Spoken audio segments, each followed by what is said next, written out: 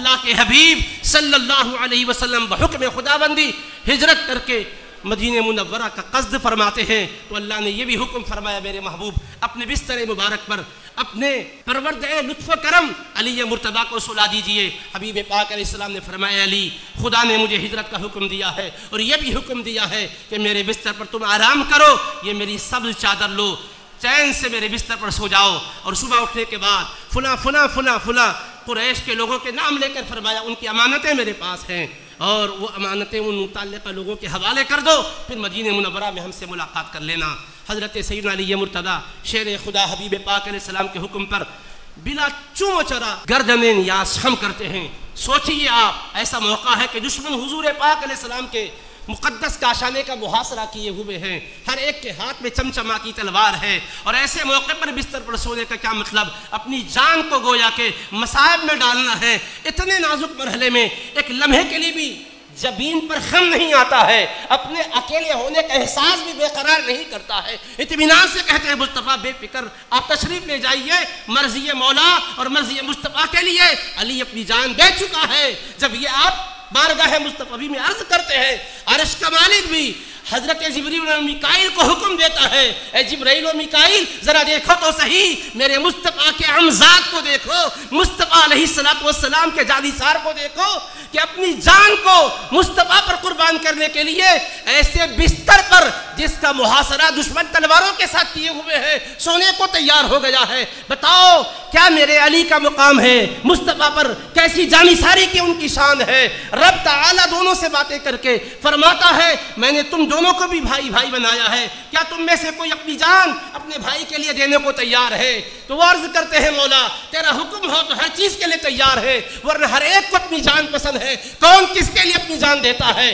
تو اللہ فرماتا ہے ذرا دیکھو میرے پیارے کو، لہٰذا آج کی رات تمہارا مقام آسمان کی بلندی نہیں ہے، اسی مقام پر پہنچ جاؤ جس بستر پر میرا علی مصطفیٰ علیہ السلام کے حکم کی تعمیل میں آرام فرما رہا ہے۔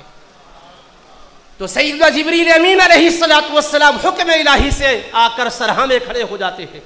اور حضرت میکائیل علیہ السلام حکم الہی سے پائتی پر کھڑے ہو جاتے ہیں۔ واہ رے نصیب ہے مولا علی آپ کے، آپ مصطفیٰ کے بستر پر جب مصطفیٰ کے حکم کی تعمیل میں آرام فرمانے کا قصد کر لیے تو آپ کی حفاظت کے لیے آپ کا پروردگار جبریل و میکائیل کو اتارا ہے۔ وہ جبریل و میکائیل کو چاہے تو مصطفیٰ کے ساتھ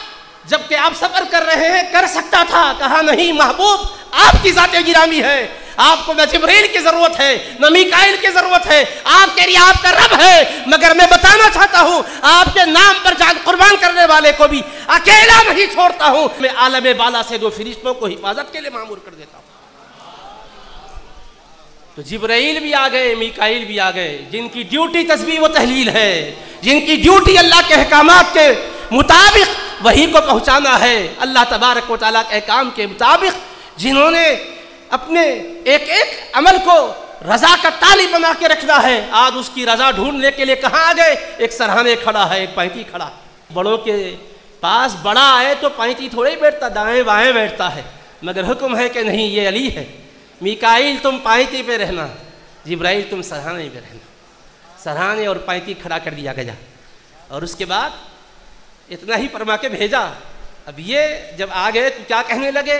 لگے بخن بخن من مثلک یا ابن ابی طالب، اے علی ابن ابی طالب تمہاری شان کے کیا کہنے، واہ واہ اے علی کیا تمہاری شان ہے، کیا تمہارا مقام ہے، یباہی اللہ بکل ملائکہ، تم تو مصطفیٰ کے بستر پر جان بیچ دے کر خدا کی رضا کے لیے سو رہے ہو، اور خدا فرشتوں میں تمہارا ذکر فرما رہا ہے،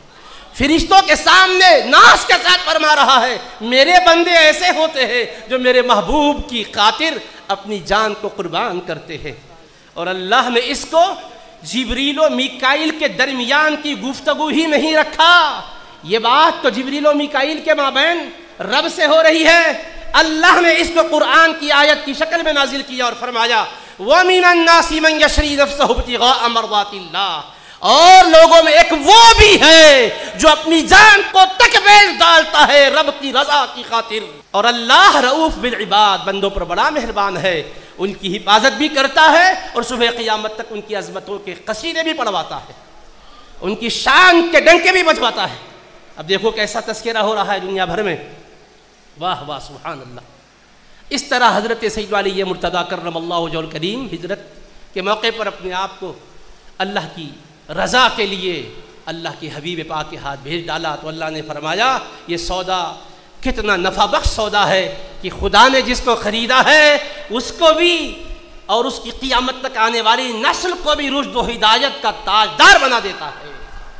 اور ایسا مقام، ایسی بلندی، ایسی رفعت بخشی گئی کہ اللہ اکبر، اللہ کے حبیب علیہ السلام تو چلے گئے ہجرت کر کے، 3 دن کے اندر ساری امانتیں متعلقین کو وہ پہنچا کر حبیب پاک کی بارگاہ میں پہنچ رہے ہیں۔ اور انداز کیا ہے؟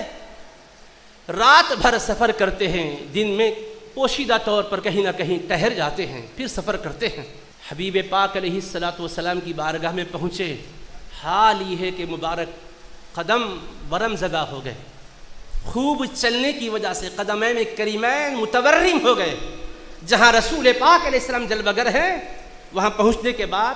آپ اس مقام تک نہیں جا پا رہے تھے۔ جب آپ کی خدمت میں عرض کیا حضور اب یہاں علی سے چلا نہیں جا رہا ہے، تو میرے آقا فرماتے ہیں ہم خود جاتے ہیں علی کے استقبال کے لیے۔ حبیب پاک اس مقام پر سے اٹھ کر تشریف لاتے ہیں، حضرت علی ابن ابی طالب کو اپنے سینے سے چمٹا لیتے ہیں، اور مصطفیٰ اپنا لعاب دہن اقدس حضرت علی کے قدمین میں جہاں جہاں ورم آ گئے وہاں وہاں لگاتے ہیں، اور اپنے نورانی ہاتھ سے اس پر مسح کرتے ہیں۔ تو حضرت علی مرتضیٰ فرماتے ہیں وہ لمحہ تھا، اس کے بعد دم شہادت تک کبھی میں نے پیروں میں درد بھی محسوس نہیں کیا، تکلیف بھی محسوس نہیں کیا۔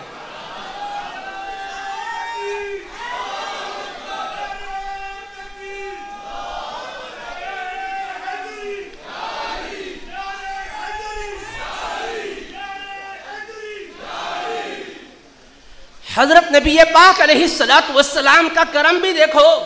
ان کے مبارک قدموں کی تکلیف کو دور کرنا چاہیں تو نگاہ مصطفیٰ بھی کافی تھی، دعائے مصطفیٰ بھی کافی تھی، مگر پیار دیکھو علی، تم نے میری خاطر اپنی جان کو بیچ ڈالا، تم نے یہ طے کر لیا تلواریں چلتی ہیں تو چل جائے، مصطفیٰ کا فرمان ٹلنے نہ جائے۔ یہ علی تمہاری ایک بات نہیں ہے، یہ تمہاری ایک ذات نہیں ہے، یہ سبق قیامت تک تمہاری نسل کو یاد رہے گا۔ جب بھی بات آئے گی خود کو کٹائیں گے مگر میرے فرمان کو کٹنے نہیں دیں گے، خود کو قربان کریں گے مگر میرے پیغام کو قربان ہوتا ہوا نہیں دیکھیں گے۔ اس لیے تمہارے قدموں کو میں آج لعاب دہن بھی لگا رہا ہوں، اپنے نورانی ہاتھ سے مسح بھی کر رہا ہوں۔ سوچیے آپ کتنا پیار ہے، چھوٹے بچوں کے پیر پر ہاتھ تو پھیرے جاتے ہیں۔ حضرت علی مرتضیٰ کی اس وقت عمر شریف اگر 9 کی روایت کو لیں گے تو 22 سال، 8 کی لیں گے تو 21 سال، 21، 22، 23 سال کی عمر والے ہیں، اور مصطفیٰ علیہ السلام ان کے